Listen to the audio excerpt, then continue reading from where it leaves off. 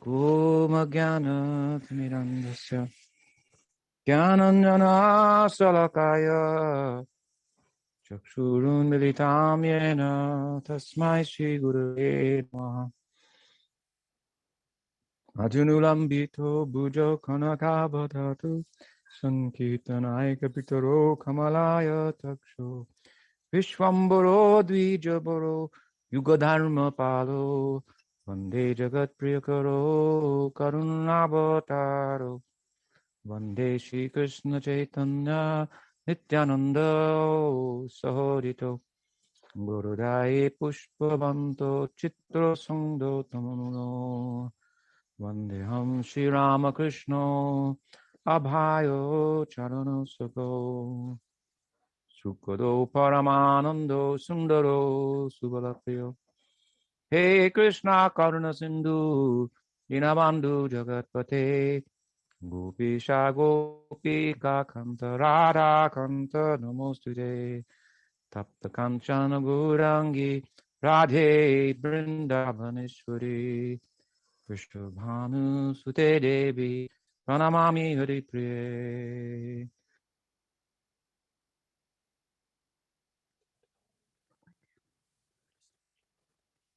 Down.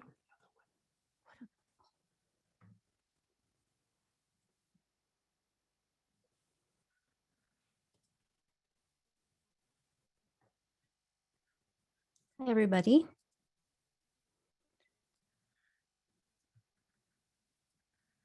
Setting everybody up so I can see your faces.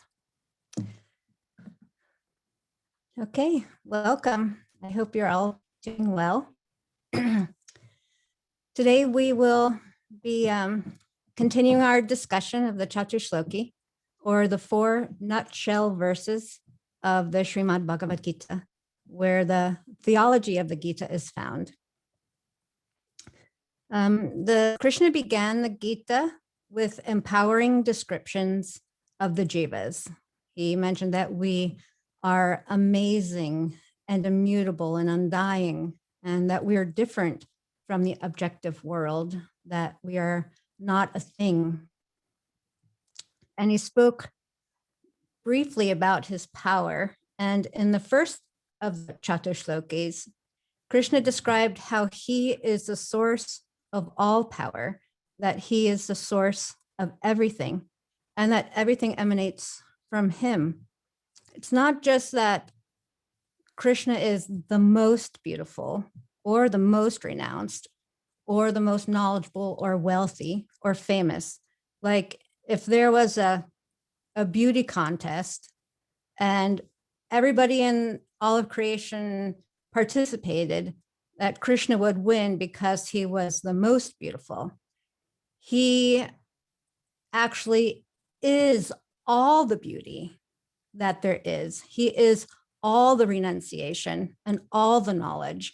Whatever power can be found, it springs from him. And it is just whatever wonderful and amazing and beautiful, powerful things we can experience are simply a spark of his splendor. So he would win the beauty contest anyway, but in a very comprehensive way. So we also talked last time about the purpose of his speaking about his power, about his divinity, and that the purpose was to actually foster love in intimacy, to give sweetness to his apparent ordinary activities. And Krishna also brought out wise love, Buddha Bhava Samanvita, not just ignorant kind of love, but a wise love. And that there are a couple of things that have to be in place for love to actually be wise. One, the motive for loving needs to be unalloyed. So there's nothing else. We're not loving for something else, like some kind of business arrangement. I will love you if whatever, fill in the blank. It's not for things. It's not even for mukti or liberation. It is simply loving for its own sake. So that's one of the things that needs to be there in order to have wise love. The other aspect is that love needs to be properly situated. That, and there is a position where someone could say, give me all your love and don't give it anywhere else.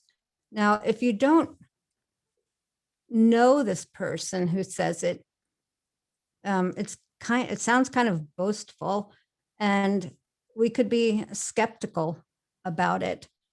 But if you do your homework and you have you've developed some kind of proof that what this person says is true. Like if you want to invest your money and you're going to go, you're looking for an investment firm, the broker will, well, give me all your money and I'll invest it and it will work for you.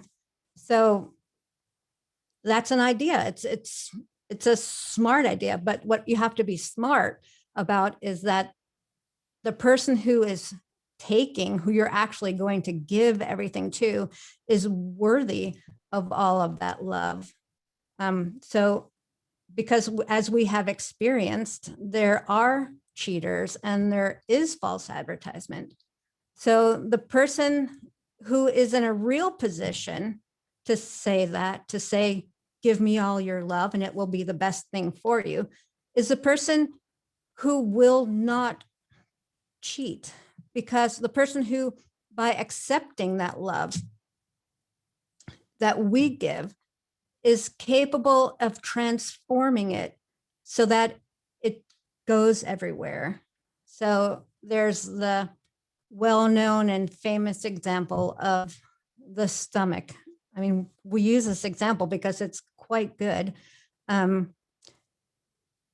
If you want to feed the body, you can't feed the body just by, grabbing an apple and squeezing. It's just not going to work. You will feed the body by giving everything to the stomach. The stomach is the part that can digest it in such a way that it can be integrated into all the different parts.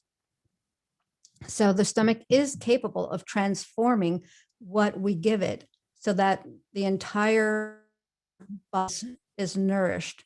So one who can do that has the right to say, give me everything. So this is Krishna.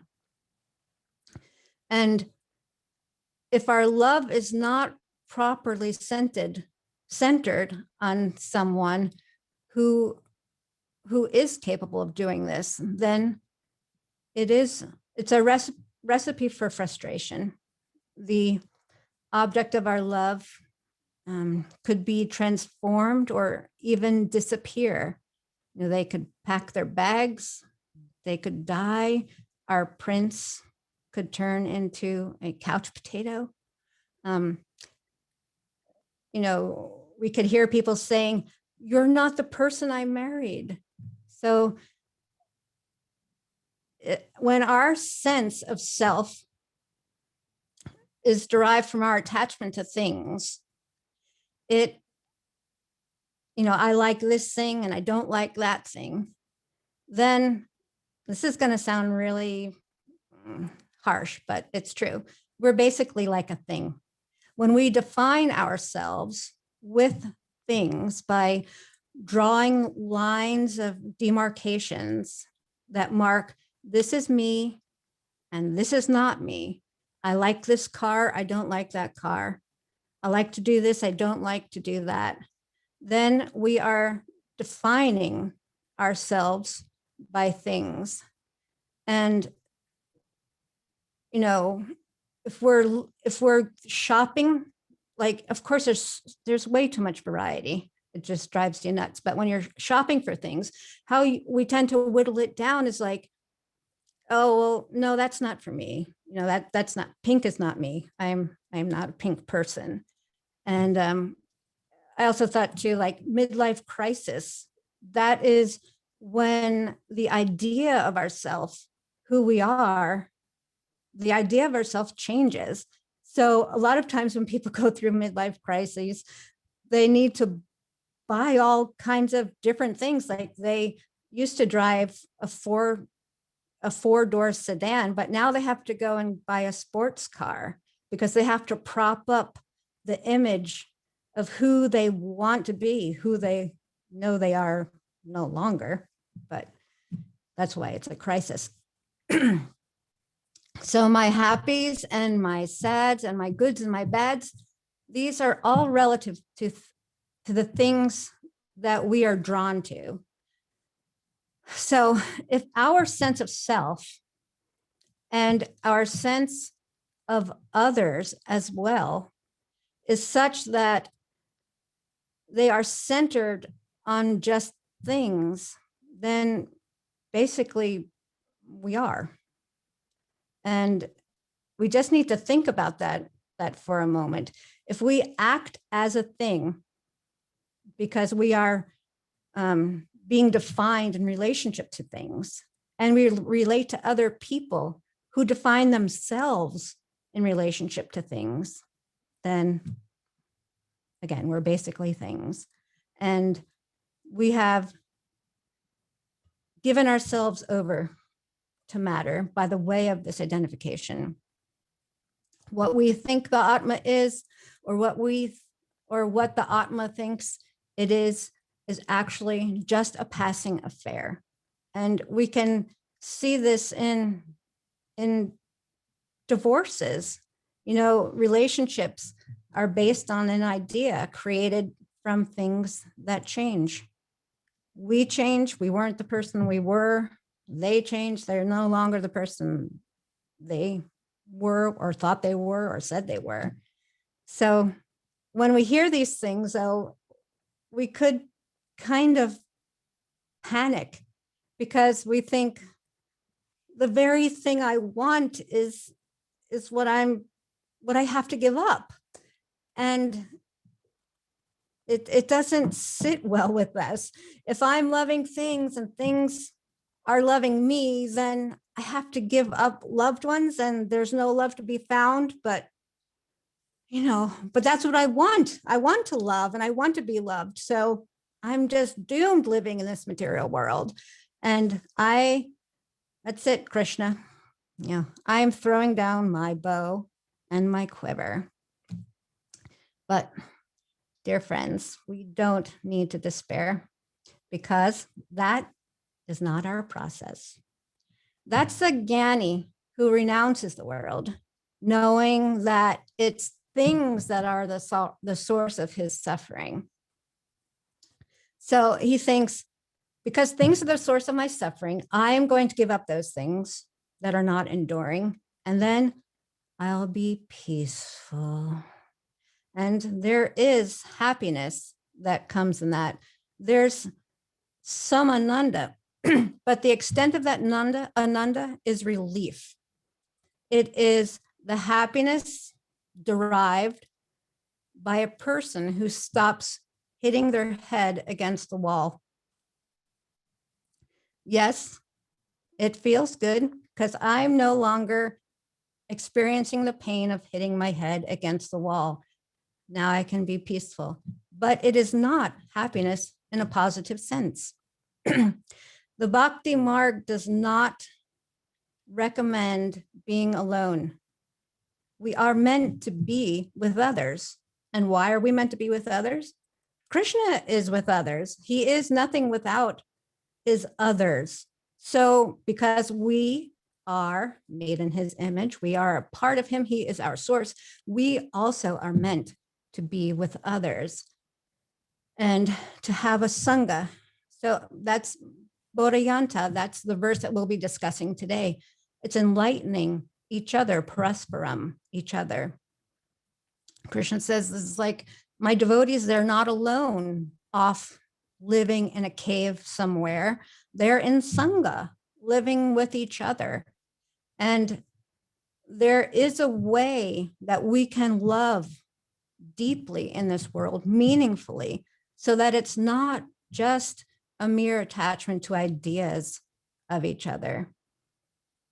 If we love one another in context of our spiritual culture, in ways that foster our spiritual life, then that can be very beautiful. When both partners have this figured out, it does take two. When both partners have this figured out, that there's something that's more important to me than you, and to you than me. And neither one of us is jealous of that fact. It's okay with us that you have someone that's more important to you, because that same person is the person that's more important to us. So there is a qualified center that we both share. And by helping each other move toward that center, closer to the fire, then we will find nourishment and satisfaction there. Guru Maharaj has described about, you have the peaceful pond and it's very lovely, but then you throw a stone in and then you have ripples, and that's nice. And if there are other people are just throwing their stones in haphazardly with their own centers, the ripples crisscross, make splash noise, not so nice anymore. But if we all throw our stones into the same center, then the concentric circles will just be stronger and will reach further and further and further out. So the possibilities for love that we are trying to pursue now, those that are bound by the idea that we have of ourselves and that we have of others, these possibilities exist in the world of consciousness.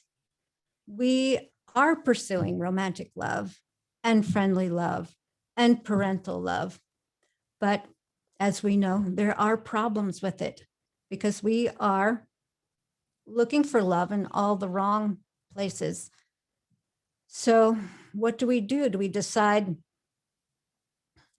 that it's all nonsense, that I should just sit still and give up on love, that I shouldn't even try?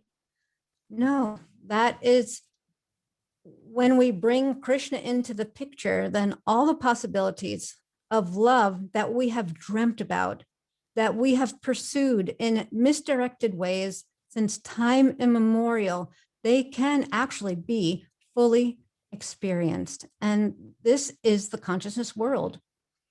By focusing our capacity on the appropriate center, different types of love, the friendly, parental, and romantic love, they will arise from this center like those ripples. And the appropriate center is the one who can take and reciprocate fully. This is experienced by the devotees when Krishna and Balaram entered the wrestling arena. This is a common example for how Krishna actually does reciprocate. There are different devotees with different types of love for him. They each one saw him in a different form. Some saw him as their child, and some as their friend, and some as their lover, and some as death personified. As they gave to him, he reciprocated. So this is a worthy center. He has the ability to take all the love that we could possibly give him in a way that is satisfying to us and everyone else. So how do we do that? How do we give to the center? How do we actually do that as sadhakas? So, excuse me.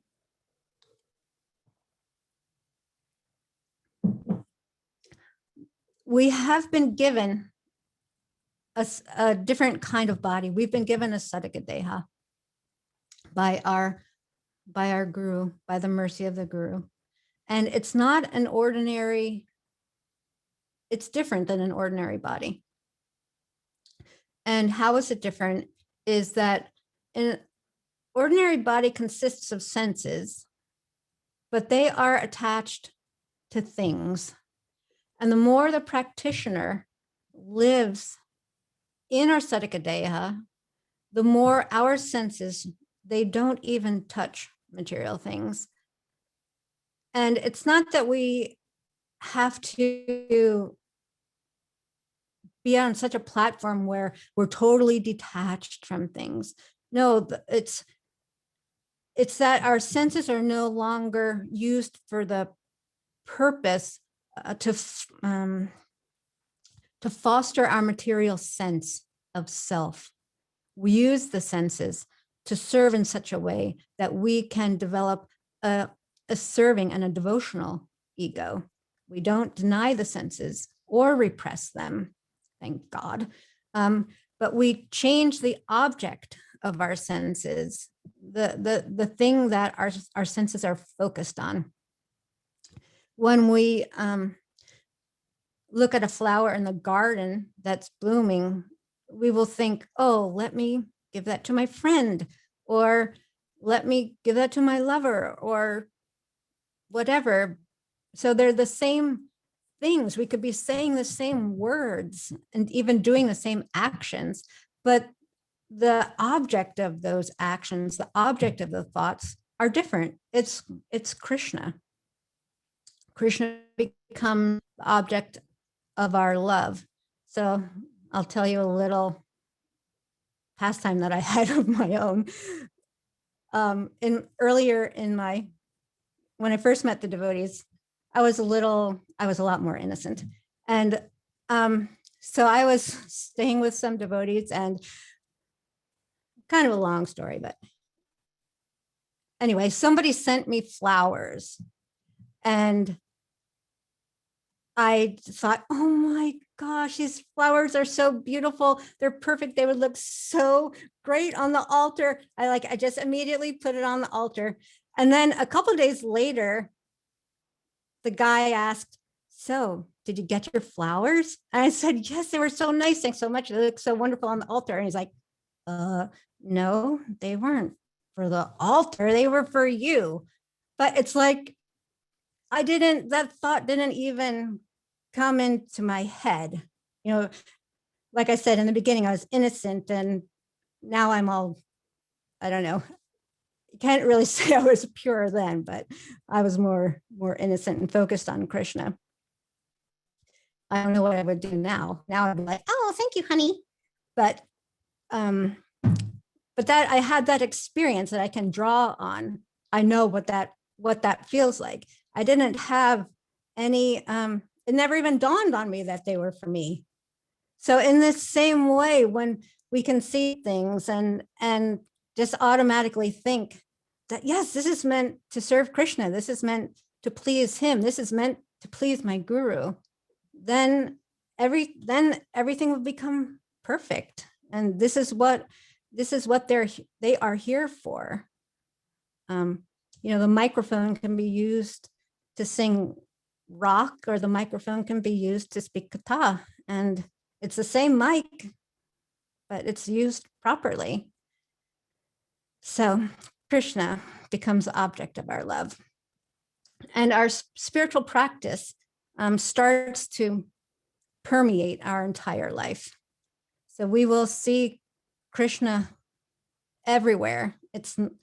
And this doesn't really mean like you look at a tree and you see Krishna peeking out from behind the tree, or, Krishna's sitting on the branches, or Krishna's, you look in a pool of water and you see Krishna's face. It's more that we see that these are his energies, and therefore everything reminds us of him. Like if you have a child and they've gone away to on vacation, or they've gone to college, and you come home from work and you see their shoes outside the door, and you immediately think of your child and the love that comes up. It's not that you're seeing your child there instead of the shoes. You're still seeing the shoes, but because you know that those shoes belong to your child, then you think of your child. So in this way, we see everything that we see here. We can think, oh my gosh, this is Krishna's. These are coming from him. And we can automatically, just naturally think of him. And the more we think of him, then the more we want to associate with people who have the same interest. This is just natural. And we experience this in ordinary. There's even the saying, birds of a feather flock together. There's a lot of reasons for that. There's strength in flocks. Like it's easy to break one stick, but if you have a bundle of sticks, it's definitely much harder. So there is that aspect of Sangha also. But the super important aspect of Sangha is that as we associate with sadhus, then the nature of our sadhana transforms from a theoretical thing into a living and dynamic practice. Our practice is not just about sitting, it's about how we move in the world, how we walk in the world. And in bhakti, we walk together. And as we walk together, one will see something and that causes a philosophical thought, and the other one will say, yes, I was just reading the Bhagavad-gita, blah, blah, blah, blah, blah, blah. And on it goes. And they run off into, Catuh just by going for a walk. So Krishna explains that my devotees are always together, mutually enlightening one another by hearing, chanting, and meditating on me. That's today's verse. Whoops, which I never clicked on the slide. There we go.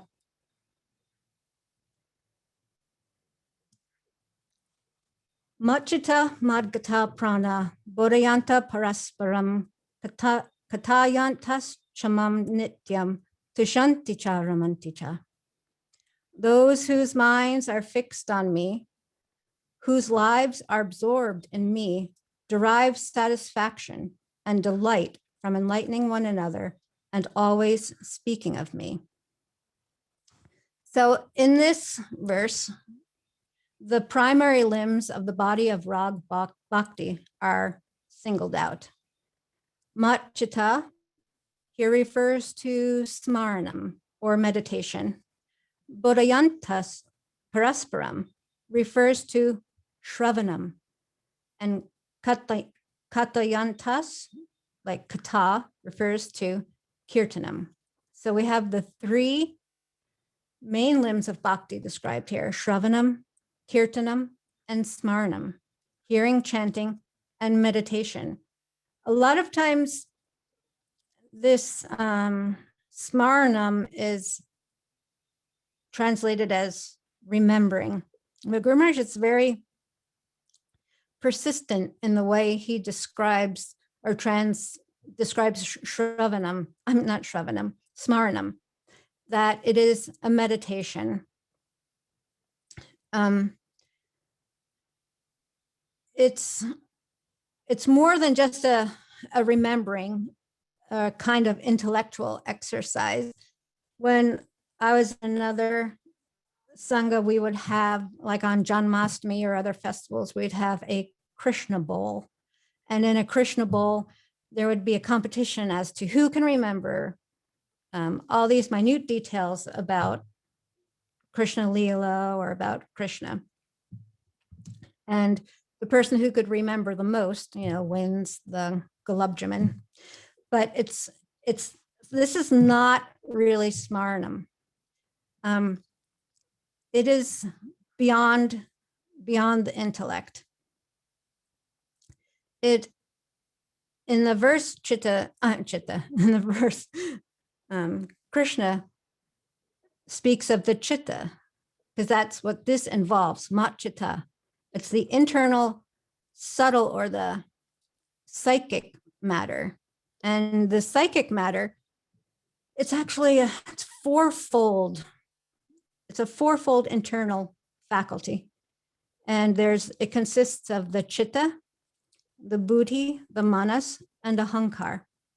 And these correspond to awareness, understanding, desire, and identification. And it kind of works like this.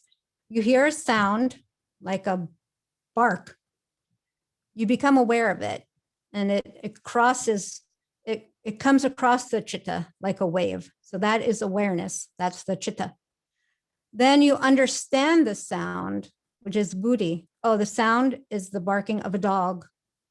And the mind, manas, decides if you like the bark or not.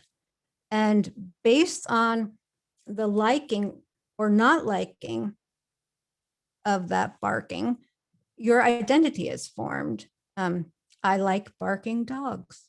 I am a barking dog liker. That's me. This is the ahankar. So in this verse, the chitta is mentioned, mat chitta. Krishna explains that for his devotees, their chitta becomes taken over by bhakti, and the chitta becomes me, him. So right now, currently, our chitta is taken over by so many non-devotional impressions or vrittis or waves. And we kind of even talk about this in normal life. We talk about our childhood impressions and how they affect us as adults. Or we say, oh, I wasn't very impressed by him. What do these things mean? When we say, I'm not impressed by him, I can practically get the image of somebody, like pushing down and impressing on my mind, making an actual impression. We use these words, and it's through these impressions that our identity is formed with matter.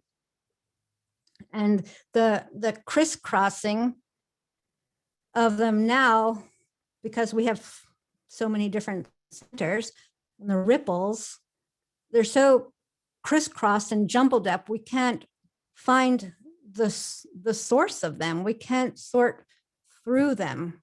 So what do we do? Do we dismantle the chitta? Do we renounce it? Do we ignore it? No, we actually can't do any of those things. But that's not even what Krishna says to do. Bhakti is very user-friendly, and it has the same process for every challenge. We bhakti-ize it. We spiritualize it. We don't deny it. We don't renounce it. We engage it.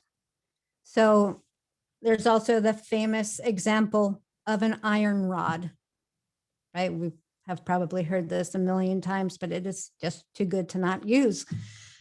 You touch somebody with a cold iron rod and you tell them this is iron, this what it feels like. And they'll say, yes, you just touched me with iron. Then you put that iron rod in a fire and you wait till it gets really hot, red hot. And if that person is touched with that same iron rod, they won't be experiencing a metal rod. They will be experiencing fire. Although it's the same rod, it's been fireized. So in the same way, we can spiritualize everything that we think, everything that we do, and everything that we say by connecting it to Krishna. The chitta is like a mirror, and the mirror reflects where it's pointed, right? You shine your mirror one place, it reflects that image. You shine it somewhere else, it will reflect a different image. So now our mirror is full of unuseful impressions, and it's reflecting on material nature. So there's kind of two things that need to happen. One is to cleanse the mirror, and the other is to change the angle of vision.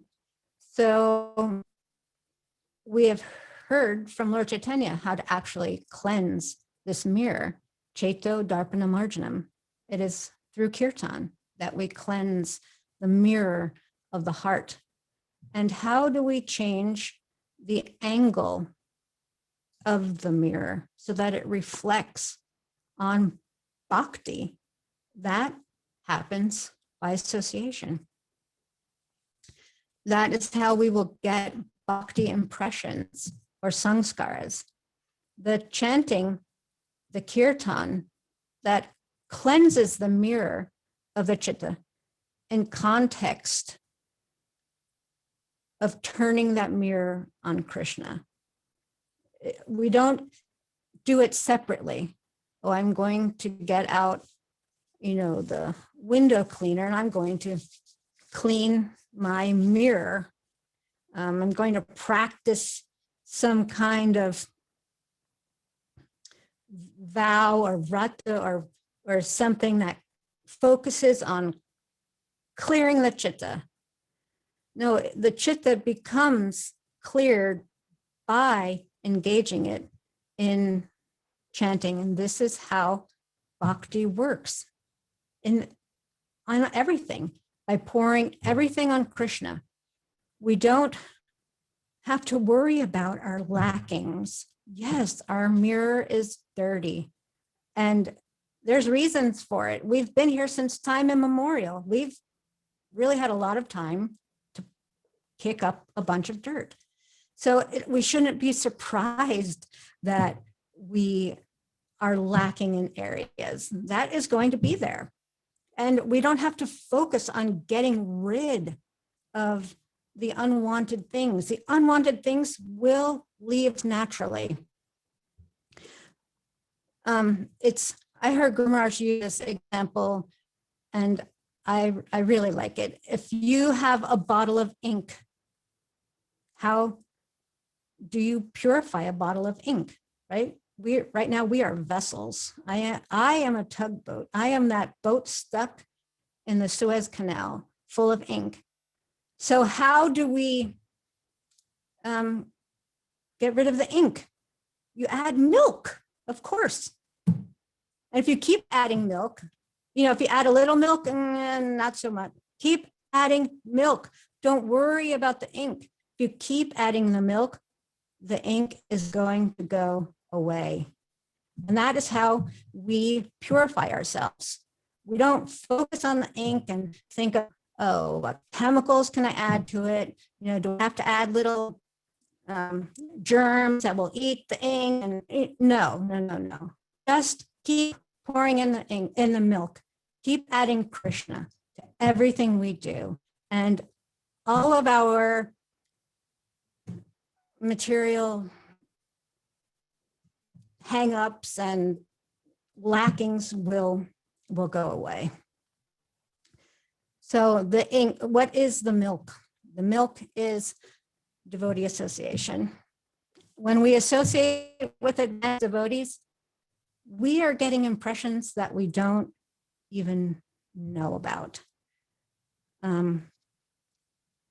So this is the key, because we develop, by devotee association, we develop shraddha and our faith. And faith isn't just a belief, it's an experience. And if we don't have the direct experience ourselves, we can have the experience of someone who has had the experience, and the ripple effect, right? We are one ring out, two ring out, three rings out from where they have thrown their stone in the center. And Krishna says that we are our faith, that it is faith that moves us. And when we have faith through Sadhu Sangha, we start to get Krishna vrittis or Bhakti vrittis instead of material vrittis. And we start to think, I have no interest in anything else. This is Krishna Bhakti, and this is what I want to do.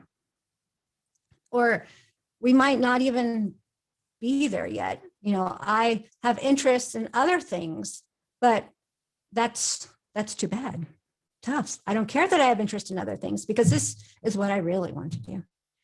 And we have to drill down to the point of honesty, to the point of where we actually feel what we're saying. And like, if you press an oil from an herb, we have to squeeze down on ourselves. If we can't, do we really want, love Krishna? Oh, I love you, Krishna. Or do I want to love you? Or do I want you? We have to get to the point where we actually do want that thing, to some level where we have emotion for it, a desire for it, a feeling for it, because it's the feeling that will call even if it's light years away, we have to come to the point of, what is it that I want? I was speaking with somebody, and they're saying, oh, I have this job now, but I don't have much time for sadhana, but I wish I did. So, well, for one person might be saying, I want to, increase my sadhana, and I'm going to do it because this is what I want. But we might not actually have the freedom to do that. But if we can hang on to the actually what we can feel in such a way that moves us, I want to increase my sadhana. So then when the opportunity arises, we are ready to jump on it. And Krishna will make those arrangements for us so that we can actually move closer to him. So faith is knowing that our best interest and our highest self lies here, that I'm going to derive genuine satisfaction, tushanti, which is in this verse, and happiness, ramanti, which is in this verse. Now, I'm going to get those here in my practices of bhakti. There may be other things that I'm busy with and whatnot, but I have the confidence that in doing sadhana bhakti, in association with advanced devotees, that my life, it will become perfect. And that culmination is machita, which means that Krishna's devotees are consumed in him, that there is nothing else on their mind other than him, and that the ink is all milk. And milk, as we know, is affection. So this is what drives their hearing, chanting, and meditation. It's an intensity, and it is, Krishna describes that it is mat kata prana. I am, for these devotees on this path, I am their very breath. That prana means breath or life air. So I was thinking too, it's interesting that Shravanam and Kirtanam actually involve air, right? It involves air to speak, involves air to hear. So it is our breath. It is our breath. This is their breath. Their life breath is this hearing and chanting. And just like we depend on breathing to live, and we don't do it with a calculation. We don't think, okay, I need to breathe in 30 liters of air today. And, we measure our breaths and this and that. We don't do it with calculation. We just actually do it. So these Ragmark Bhaktas, they just do it, this hearing and chanting and meditating, just like we breathe. They engage these things. And we hear of people who act calculation. And the stories that are told about them, they are heroic. The person who runs into a burning building to save a child, or someone who accosts a bank robber, and if a reporter is interviewing them, they say, well, what were you thinking when you did this? The answer is, I wasn't thinking. I just did it. So it's very similar to that, and it's different, however, than there's that saying, fools rush in where angels fear to tread. It's not that Krishna's devotees are fools, because the calculating is actually what we're doing now. We are calculating, and we are figuring out that, yes, Krishna is the center that deserves me to give my love fully and only. So there will come a point when we live without doubt and on faith alone. There's one thing I want to say about fear, though, and it's fear is actually the driving force in the Vaidhi Marg. And it has a place in bhakti. And Srila Prabhupada would kind of use it as an instrument. He often would speak about the pains of repeated birth and death as a motivating factor. And it wasn't like out of meanness, or he didn't know that there was love beyond fear. It's that he knew that the goal is to engage in the practice. And if it takes fear to motivate us to do that, then fear is our friend. But both the carrot and the stick.